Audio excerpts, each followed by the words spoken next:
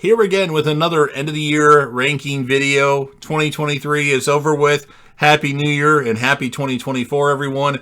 Obviously, by the title of this video, I'm going to be ranking all the movies that I saw in 2023, from my least favorite to my favorite. And of course, this is my opinion.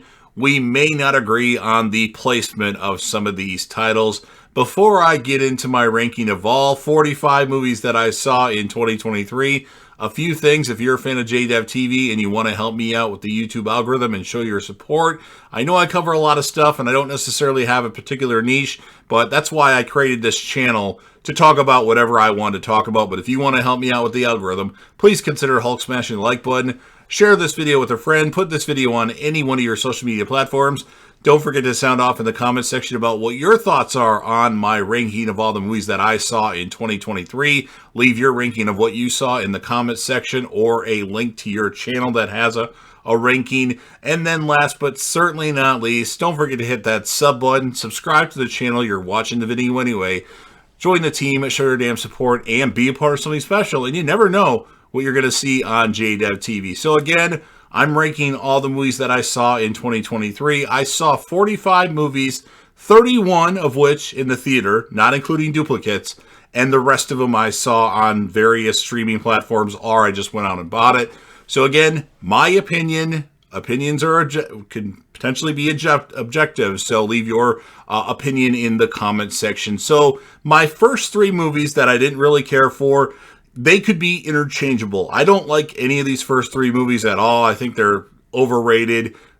Most of you will disagree on one of them, but it's my opinion again. So number 45, I'm going with Natty Knox.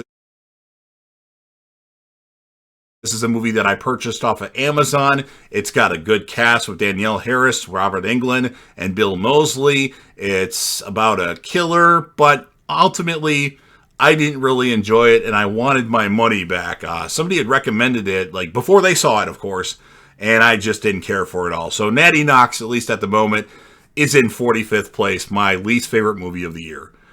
Coming in 44th place, very close to that, and you guys will disagree, most of you, except Ben Shapiro, would be Barbie. Now, I don't share the same opinion, but he's one of the only other people that I know that doesn't care for this movie. I wanted to see it, and I did see it in the theater. The first hour of the movie, I fell asleep 4 times for like 5 minutes here, 5 minutes here, 5 minutes here, 5 minutes here. Then watched the second hour of the movie without interruption. Little lost on some things that happened. I understand the premise, and I like the idea, but it just, I don't know, it just didn't work for me. Again, my opinion, I did buy it on 4K and watch it, and I had the same experience where I kept dozing off. I must have fell asleep during the movie like 7 times, at home even, watching it on 4K. And I finally finished it, and I don't know, I guess Barbie for me is a cure for insomnia, because I don't like it. I'm sorry, I own it though. I bought it on 4K, so I tried to give it another chance. But as it stands right now, and it won't change because I'm not going to do an updated ranking of 2023 movies video, Barbie is going to be number 44, and I know everybody else will put it in the top 5, and that's fine. You're entitled to your own opinion. Number 43, which I seriously considered putting 45th place, would be Ant-Man and the Wasp: Quantumania. Now, this movie's just a clusterfuck, especially now with the Jonathan Majors stuff going on. I just didn't like it. It didn't seem like a heist movie. It seemed like a completely different movie compared to the other previous Ant-Man movies, which I enjoyed for the most part. So there's nothing memorable about this movie to me, and that's why I have it ranked so low. I'll try watching it again someday, maybe, because I want to do an MCU movie ranking after I see the newest Deadpool movie in the summertime, or whenever it's released, May or June or whatever month it is. But as it's Quantumania, didn't like it even before the whole Jonathan Majors thing. It basically makes the movie irrelevant at this point. So Ant-Man and the Wasp: Quantumania is number 43. So those are my least favorite movies of the year for sure. The rest of these movies on the list, there are elements of the movies that I like. Not many maybe, but there's something about each one of these movies that are left that I at least enjoy a little bit. So number 42 for me is going to be Sick. It was a Peacock movie. I believe it's directed by Kevin Williamson. If it's not directed by, it's written by Kevin Williamson. I like elements of the movie. I just get annoyed with the whole pandemic stuff, the wearing a mask stuff. I like the part where she's outside and she needs a ride. She's freaking out and she's trying to get in the car, and the lady's like, "Put your mask on." That was hilarious to me. But other than that, I didn't like the acting in the movie. I thought the acting was pretty bad for the most part all the way through the movie.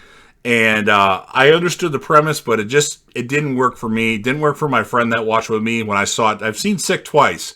So Sick, number 42. But there are elements that are okay in the movie, but it just didn't work. I don't know. It's not my type of movie. So that's in 42nd place. In 41st place, I'm going to go with Meg 2. Not really much to say here. They already made a Meg movie. We don't need another one, so that's why I left it that low on the list. Number 40, a movie that I feel like should have been a lot higher, but just didn't work for me, would be The Shift. A science fiction movie. Well, at least you thought it was going to be a lot of science fiction, but the movie's a lot more drama, but not super drama, but more drama versus science fiction. And I didn't enjoy it. I was bored as hell during the movie. I kept looking at my phone to see when it was over with. Like, okay, I want to get out of here and go home, because it was my second movie of the day. I saw Silent Night and The Shift on the same day, on a Sunday. So yeah, didn't like The Shift. I thought it would be a lot better. So that's why it's in 40th place. Number 39 is going to be Retribution.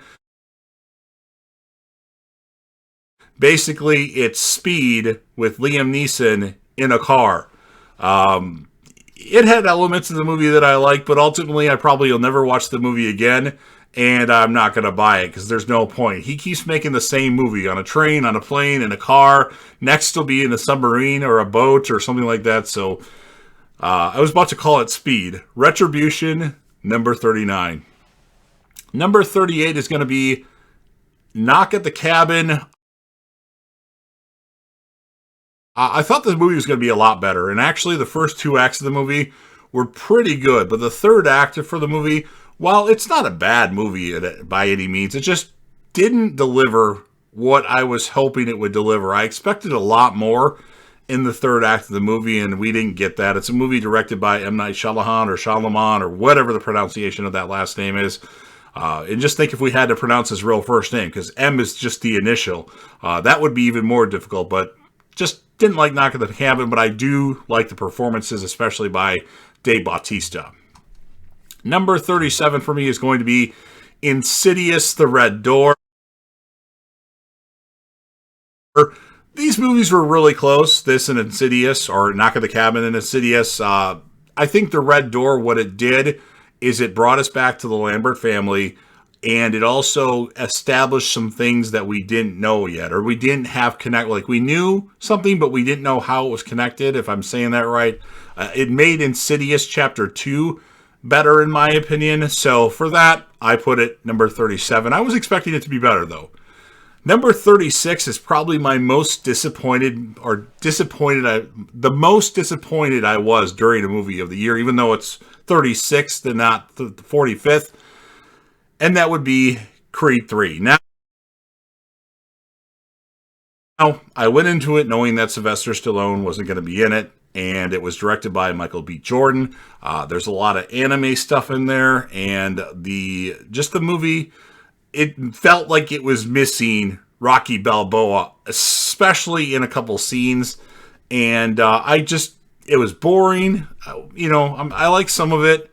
It just didn't work for me. So Creed 3, unfortunately, is in 36th place. Number 35, I made a goal to see 30 movies in the theater, not including duplicates. And this is one that I went to see just to get another movie on my list. And that would be Napoleon. I didn't know a lot about, I'm not a big history guy. And I basically was watching the movie trying to learn stuff. I think it's good, and I think a lot of other people would like the movie a lot more than I would. I put it 35th, though. I could put it 40th or something like that. So Napoleon, a good performance by Joaquin Phoenix, but just didn't do it for me, so it's 35th place. 34th place, which is a movie I had tickets for in the theater, and then based on some reviews by YouTubers, I decided not to go see it, which would have meant I would have seen Scream 6 for the second time and 65 in the same day. And that would be, well, I already said 65. A movie that's basically focused on Adam Driver and some kid the whole movie. And it was actually better than I thought it was going to be based on the YouTube reviews. Is it a good movie? No. It's bad to okay. I would say it's more closer to okay. It's just a little lengthy. So if you can, it's not lengthy. It's lengthy if you see in the theater, like you can't do anything else but watch the movie unless you want to get up and go to the bathroom. If you can watch 65 at home and be able to pause it when you want to pause it to do something else, I think it works. I mean, it's low on my ranking, but it's not as low as some movies. So that's why 65 is in 34th place. Number 33 for me is going to be Megan or Mithrigan. Basically, Child's Play with an AI female doll. I'm literally disappointed in this movie because it put me to sleep toward the end. Wasn't long, like 2 minutes that I dozed off with. When I fall asleep at the end of the movie, that's really bad. So yeah, I like the premise of it, but it wasn't very memorable for me, and I haven't rewatched it yet. So I had to put it this low on the list. Obviously, if there's a sequel to it, which I'm thinking there is going to be, if they can make it rated R and actually come out with an R-rated movie and not the one that was PG-13 in the theater, I think it would be a lot better. But as it stands right now, I just don't like Mithrigan or Megan, and that's why it's in 33rd place. 32nd place for me is going to be Infinity Pool. Another Mia Goth horror movie along with Alexander Skarsgård. It's fucking wacky and weird, and it's not excellent. It's not amazing. It's not awesome. It might not even be good or great, but I think it's okay to good, in my opinion. It's a little weird, though, so you gotta pay attention to stuff, and I'm sure, at the end, I was a little unsure what happened in the movie, but my friend said it was terrible. I at least liked it and enjoyed it for what it was. So Infinity Pool with Mia Goth, who gives another strong, amazing performance in a horror movie. It's my 32nd favorite movie of the year. Number 31 is going to be Hypnotic. Ben Affleck movie. Thought this was going to be bad. It was okay to good for me. It has the guy from Lost, Jeff Fahey, who's the Lapidus in Lost, which really made me happy because I like that actor. I don't see him in a lot of things. And yeah, it was a lot better than I thought it was going to be, but not amazing, great, or, as far as the plot of the movie, I'm trying to, like, I can say and explain a little bit, but it's not going to make sense because I don't have it written down to say it, the specific thing that happens, but you probably won't like it, but I thought it was okay to good. So Hypnotic is 31. Number 30, another disappointing movie for me, or movie that disappointed me, would be Silent Night. I went into this knowing that there wasn't going to be much dialogue, and it's one of the movies that I fell asleep at the end of the movie. Not very long, but a couple of minutes right towards the end when we find out what happens to our main character. And that's disappointing. That means the movie didn't do its job. It didn't keep me, it was not a day where I was tired either. I had plenty of sleep, and it was during the afternoon, because this was a double feature. I went to see Silent Night, then I went to see The Shift. So, maybe on a rewatch it'll be better, but honestly, I don't ever anticipate watching the movie again just because it tries to be like John Wick or something like that.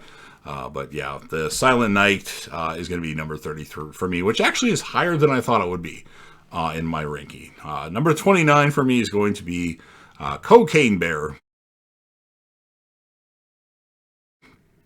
Not much to say here.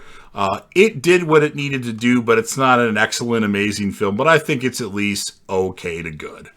Number 28, the last movie that I saw in 2023 is going to be The Killer. Michael Fassbender movie. The movie's directed by David Fincher. It's okay. I thought it was going to be better. Basically, you have a guy that's an assassin that has like Dexter moments where he has inner monologue and all that. It just didn't like. I don't know. I think other people will probably like this movie better, and I expected it to be really good. It just was okay for me. So, The Killer, number 28 for me. Number 27 is going to be Five Nights at Freddy's. I went into this with no expectations. I know nothing about the Five Nights at Freddy video games, but actually enjoyed this, stayed awake for the whole movie, and was entertained. It also has the female that plays Guinevere Beck in You Season 1, which I really like her character in You, so I was happy to see her in Five Nights at Freddy. Of course, it has the great Matthew Lillard in it as well. So that's good, and all in all, I think this movie is definitely good. Like, it's more towards good than okay, so that's why Five Nights at Freddy's is number 27. Get some moisture in my throat here. Number 26 for me is going to be The Flash. I'm not a big, these DC movies, while I watch them, like, I'm not intrigued for them. And I think some of this movie was a mess, and some of it was really good. Obviously, there's a bunch of cameos toward the end of the movie that I think are really entertaining, especially one that I really liked. You have the whole drama with Ezra Miller going into this movie. I don't think he's ever going to come back as that character, but who knows in the James Gunn DCEU, I believe it's called. But The Flash had its moments, but all in all, I mean, I don't know if I'll ever watch it again. I own it, though, so that's why it's number 26. Number 25 for me is going to be 80 for Brady, a movie that I watched on, I believe, Paramount Plus, and then went out and bought it. Your premise of the movie is a bunch of 80-year-olds go to see Tom Brady play in the Super Bowl, and things happen to try to prevent them from going to the Super Bowl. It's pretty fun and entertaining, though. Like, you go into it thinking you're going to laugh, you'll laugh. You've got Sally Field in it. You've got, I'm drawing a blank on the other old people now. It's got the older Toretto from the newest Fast and the Furious movie in it. And it also has, I was going to say Joan Rivers, but I know that's not true. But anyway, I don't need to go into details who's in the movie. You know what you're going to get. And 80 for Brady was good, okay to good. Number 24, probably a movie a lot of you are going to put higher on your list, just like Barbie. And that would be Talk to Me. I think with Talk to Me, my expectations were much higher. And it was good. I just wasn't like in amazement after watching the movie. So that's why I put Talk to Me at number 24. It will be interesting to see what the sequels do for that franchise. Number 23, Cobweb. I actually liked Cobweb a lot. I watched them the same day, that and Talk to Me. Cobweb has Anthony Starr, who's in The Boys, as well as Lucas Hood from Banshee. I really liked it. I thought it was interesting, and it kind of went a direction that I wasn't expecting. So Cobweb is going to be my number 23. Number 22 for me is going to be Sound of Freedom. An excellent performance by Jim Caviezel. Although my score of the movie is only like 3.5 to 4, maybe it would be a 3.75 just because I don't know how historically accurate it is. It's based on real life events of sex trafficking, but I did enjoy it. I just don't know how realistic it was with what this character does. So that's why Sound of Freedom is number 22 for me. 21 is going to be Evil Dead Rise. I think it's a good movie, but the end of the movie, the third act, there's not enough brutality in the third act. Like, there is brutality, but compared to Evil Dead 2 and Evil Dead 2013, directed by Fede Alvarez, there's not enough brutality to a main character. I guess I can be a little bit more specific. So that's my problem with Evil Dead Rise, but still a fun movie, and I'm interested to see where they go in the next Evil Dead movie, especially if they bring back Jane Levy, which I don't know for sure if that's confirmed or not, but it sounds like from what I have heard that that's probably going to happen. We're in the top 20 now, and my number 20 is going to be Transformers Rise of the Beast. I mean, it's your typical Transformers movie, but I think the action sequences are a little bit better, at least in this one, but they're not, an hour long. I like our main character in the movie, which a lot of people don't like the main character. I do. I thought this was better than Bumblebee, which everybody loves Bumblebee, but hey, that's just my opinion. But I liked it. Now, I have only seen the movie once. If I see it again, I might change my tune on it and rank it lower, but as it stands right now, Transformers Rise of the Beast is my number 20. Number 19 is going to be Missing. If you've seen the movie Searching with John Cho, same rules apply. I thought it was I was really into the movie watching it. And I watched it on Netflix, and then I bought it. And it's about a girl, that's looking for her mom, and her mom went overseas, and all of a sudden she just goes off the grid. So she's trying to look into all her accounts and everything to try to pinpoint what happened to her mom, and it's fun in my opinion. So Missy, number 19. Number 18, I went with Renfield. Nicolas Cage as Dracula. It was a lot of fun. You have Nicholas Hoult, who plays Renfield, who is tired of being Dracula's servant or his errand boy. So he goes to AA meetings to bitch about Renfield of sorts, or, I thought it was a lot of fun. However, the movie loses a little bit of points because I dozed off for a few minutes toward the end of the movie, but I did like Renfield. I guess I was just tired that day. Now my nose is starting to itch, my mustache area. So Renfield, number 18. Number 17 for me is going to be Killers of the Flower Moon, directed by Martin Scorsese, starring Leonardo DiCaprio and Robert De Niro. I can't remember the main female's lead the main female's name in the movie, but she does a phenomenal job. I'm going to itch my nose again here, and hopefully that'll stop itching for the rest of the video. It's a really good movie. I feel like they could have trimmed about 20 minutes of the movie, 15 to 20 minutes, and it would have made it a little bit better. But the movie was really good aside from that. Not my typical movie, but I understand the movie's brilliance of kind of letting you know what happened. But in the book, I know they show it from the FBI's point of view. So I was going to say Renfield. Killers of the Flower Moon is my number 17. Number 16 for me is going to be The Creator. I saw the trailer for it a few times, thought it was going to be good, and I think it actually exceeded my expectations. I'm not really sure why, and I can't really talk about the movie a lot because it's kind of I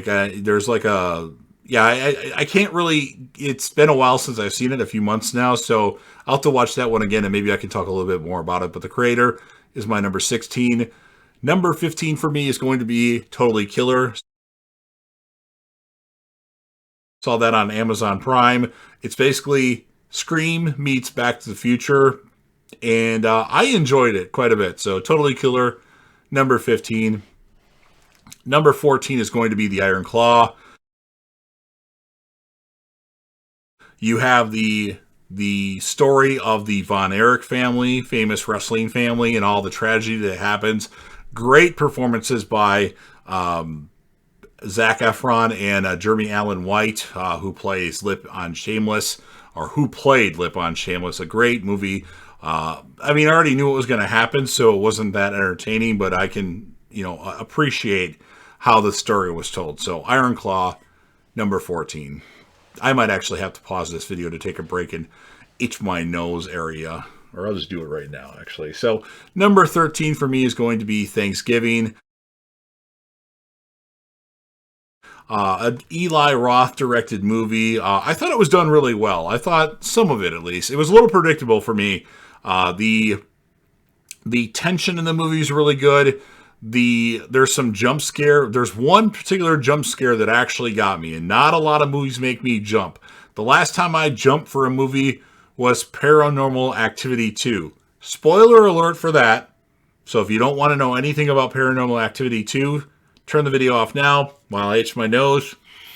So I watched this about 4 o'clock in the morning, talking about Paranormal Activity 2, and the part where the chick is in the kitchen and all the cupboards open up, didn't expect that to happen. Like, I thought they were going to build to something else happening, but all of a sudden everything opens up and like it just startled me.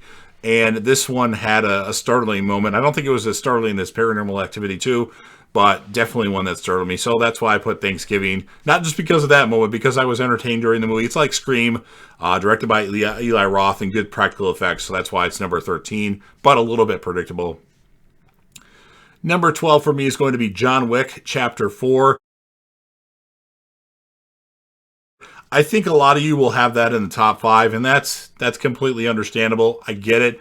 My problem with movies like this is they have the same action sequence and it lasts too long. And that tends to like lose my, okay, I've already seen this for 3 minutes. Can we move on to something else? That kind of stuff, I guess, bothers me a little bit, but it's a great performance by Keanu Reeves and a great, I don't know what the future of the John Wick franchise is after this, but I think this was a good, if it would ever be the last one, it's a good final chapter of a pretty solid. I still like the first one more because that didn't seem like it had all these, like that one was more grounded and the other ones are all about crazy action, where the first one seemed more simple to me. So John Wick Chapter 4, still high on my list at number 12.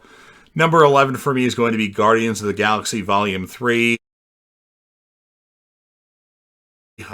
Pretty good send off to those characters if we never see them again. You know, Drax, the Raccoon, Rocket Raccoon, Star-Lord, Gamora. You don't need to know all their names again, but I thought it was good. It gives you a really badass villain, like a villain that you hate, which is something that's key to a movie. You want a villain that you're not rooting for at all, and I thought it played well. So Guardians of the Galaxy Volume 3 is going to be number 11. Number 10 is going to be Oppenheimer. This probably fell a few spots because I just tried to rewatch it and I was bored out of my mind. I think it's on first viewing in the theater, Oppenheimer is amazing, and I think it's still well directed and well acted, very well acted, but just not interesting enough for me. But great performance by Robert Downey Jr., great performance by Cillian Murphy. But, you know, you kind of already know what's going to happen, and it builds up to that moment, and then you have regret by Oppenheimer that happened. So, Oppenheimer, number 12. Number 10. Number 9 is going to be A Man Called Otto. Tom Hanks movie that I initially saw on Netflix, and then I bought it. I really like the movie. It's about a grumpy guy that wants to kill himself. He's not successful at doing that, and then eventually you have a new neighbor that moves next door that kind of gets him to open up, and it's a touching movie. It was really good. A few complaints, a few minor gripes, but I'm not going to get into those. But A Man Called Otto, if you haven't seen that yet, definitely check that out. That's my number 9. Oh, that felt good. Okay, number 8 for me is going to be Air. That's an Amazon, at least at the moment, exclusive. Basically, the premise of Nike trying to get Michael Jordan to come to Nike. You have Ben Affleck, Matt Damon. Just a really good movie. Viola Davis is in it as well. I really liked it, really enjoyed it, was really into it, and I want to own it. Fucking Netflix, they won't release this stuff. So hopefully it did good enough for, like, we're going to release this on Blu-ray or 4K. So Air is my number 8. Number 7 for me is going to be Plane. Gerard Butler movie where he flies a plane and then it lands into enemy territory, and then there's this con that's on the plane that he knows about, and they are in an area where they need to get out of there ASAP, and this guy that's, you know, a con that's been in jail, he needs his help to, like, you know, use him for combat skills, and I really liked Plane. I think a lot of you would probably put Plane lower on your list, and that's completely fine. I get it. You'll move John Wick up, you'll move Barbie up, and I'll move, or, you know, you'll move Plane down, but that's fine. Plane, I liked it a lot, and I feel like the movie kind of ended suddenly. That was my only gripe about it. But nonetheless, Plane is my number 7. Number 6 for me is going to be No Hard Feelings with Jennifer Lawrence. I really enjoyed that movie. It was a lot of fun. Plus, there's a nude scene with Jennifer Lawrence that's pretty fucking awesome. But yeah, I've watched it 4 times now. Obviously, I own it, and I really like it. So, No Hard Feelings is number 6. I don't actually. Let me go back to No Hard Feelings. I have an issue with the end of the movie. It's not like it's a bad ending, but it ended in a way that I didn't think it was going to end, or I wanted to end in a different way. So that's my issue with the ending. And it's still good though. Number 5 for me is going to be Anyone But You. Maybe one of my biggest surprises of the year. I literally knew nothing about the movie until like the day that I went to see The Shift and Silent Night. Saw a trailer to that. I'm like, okay, I'm going to go see that to make that number 30, the 30th movie I've seen this year. And I really liked it. It's a good rom-com. I don't remember the people that are in it, the female that's in it, but I think it was really good. I really liked it. Maybe other people would put it lower on their list than that. Again, we all have different opinions, so that's fine. But I put Anyone But You, my number 5, and I can't wait to go buy it, and I might even see it in the theater again.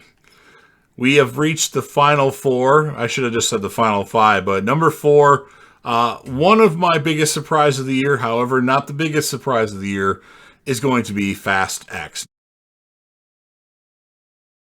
Now, I think a lot of you will put that lower, but I think it will still be high depending on how many movies that you've seen in the year. I saw 45 and I thought it was the 4th best movie, in my opinion, of course. I just love Jason Momoa in Fast X. He does great. John Cena does great. Of course, Vin Diesel's okay in it. It just worked for me. I really enjoyed it. And of course, there's an end credit scene that's pretty awesome too. Now, I don't know if that means this guy's going to be in another Fast and the Furious movie or he's just going to be in his own standalone movie going after Jason Momoa's character. But Jason Momoa in this movie is fucking brilliant. It literally is like watching Heath Ledger in The Dark Knight. I kid you not, he's great in the movie, and he makes the movie a hell of a lot better. And surprisingly enough, Fast X is my number 4. My number 3 is the movie that shocked me in terms of I couldn't believe how good it was. Unfortunately, it's only number 3. I only can have one number 1, and that would be Saw X. Saw X gives us John Kramer, Jigsaw, and we focus on John Kramer in the movie. John Kramer's alive in this movie because the movie is set in between the original Saw and Saw 2, and it's just a good, fun movie. You're rooting for John Kramer. People tried to fuck him over, like, oh, we got this medical thing that we can do, and we might be able to cure your cancer. And it was all a ruse, and they weren't trying to help him at all. They just wanted his money, and you fucked with the wrong person. And yeah, Saw X, biggest surprise of 2023 for sure, and that's why Saw X is my number 3. And now we are down to my final 2. And I don't think you guys know which route I'm going to go with this. Maybe you do. I actually have went back and forth on this one. And, well, I'm going to settle on one. I already did my horror ranking of the year, horror movies ranked of 2023, which you know what number 1 is for that. And because it was number 1 for that, I'm going to give my second favorite movie of all the movies I saw in 2023 to Scream 6. I know. I expected that to be my favorite movie of the year, but I love Scream 6. I know I'm on an island with loving the movie. People like it, but I fucking love Scream 6. It gave us stuff. It gave us some tension. It gave us some really big suspenseful moments in Scream 6. It gave us a love of the core 4. It gave us Melissa Barrera like being an awesome character, unlike how she was in Scream 5. It gave us more Jenna Ortega, but I don't think she was as big of a focal point in this movie. Even though she was a focal point, there could be issues with people not dying when they should have died, but I freaking love the movie. And of course, the scene where they go into the Ghostface shrine in the theater, That was awesome. And we get the return of Kirby, which I didn't really like Kirby in this movie. I don't know if we're going to get Kirby again. She felt kind of like out of place, but I still like the fact that they brought her back, even without Neve Campbell, which obviously I want to see Neve Campbell back, but maybe it's better that she doesn't come back because she had a pretty good send-off in Scream 5 with her and Gale. And we don't know what's going to happen with Scream anymore now. You know, Melissa Barrera was fired, Jenna Ortega is out, and now Christopher Landon is out. We don't know if Neve Campbell will come back. I think they just need to shelf it for a couple of years and then try to bring everybody back and have a good script and bring back Stu. That's what we need in the last Scream movie, at least with these characters. So Scream 6 is my number 2. And that means my favorite movie of 2023 is going to be Mission Impossible Dead Reckoning. Part 1 is what it was initially called, but I think it's now just called Mission Impossible Dead Reckoning. What a great movie. A great movie with Tom Cruise, Ving Rhames, Haley Atwell. The guy, Esai Morales, did great as a villain, although he didn't get a lot of screen time in the movie. It was just a fun movie. I really enjoyed it. Rebecca Ferguson's in it too, of course. She plays Isla Faust. And I really liked the movie. I was really, I've never been a big Mission Impossible fan, like a fanatic of the series. But after watching that movie in the theater for the first time, I was like, wow, that was awesome. Now, I must confess that watching Mission Impossible Dead Reckoning again at home, I was a little bit less interested in it, and I keep watching Scream 6 and watching it all the way through and enjoying it. So it's possible I ultimately do like Scream 6 more, but Mission Impossible Dead Reckoning was fucking brilliant, at least the first time I saw it, and I loved it. So that's why I went ahead and gave it my number 1 of 2023. So I'm finally done with my ranking. Obviously, do what I said originally. If you're a fan of my channel, and I know I cover too much stuff, some of you like my UFC fight reactions, some of you like my Walking Dead stuff, some of you like my Dexter stuff, some of you like my Lucifer stuff, but you all don't like everything. But I made my channel because I want to talk about everything. So I don't have a niche. I just talk about what I want to talk about. But if you want to help me out with the YouTube algorithm, please consider Hulk smashing the like button. You can even give thanks on this video if you want. Don't expect it, but it would be cool if somebody does give me thanks eventually, because I'll earn a dollar amount off of all my YouTube dedication. And you guys know I post a video every day. It's been a while since I haven't. Share the video with a friend. Put this video on any one of your social media platforms. Don't forget to sound off in the comment section about what your thoughts are on my movie rankings, or my all the movies I saw in 2023 ranked. Let me know your ranking in the comment section, or put a link to your ranking if you have a YouTube channel. And then, like I said before, last but certainly not least, don't forget to hit that sub button, subscribe to the channel. You are watching the video anyway. Join the team at Share Your Damn Support and be a part of something special.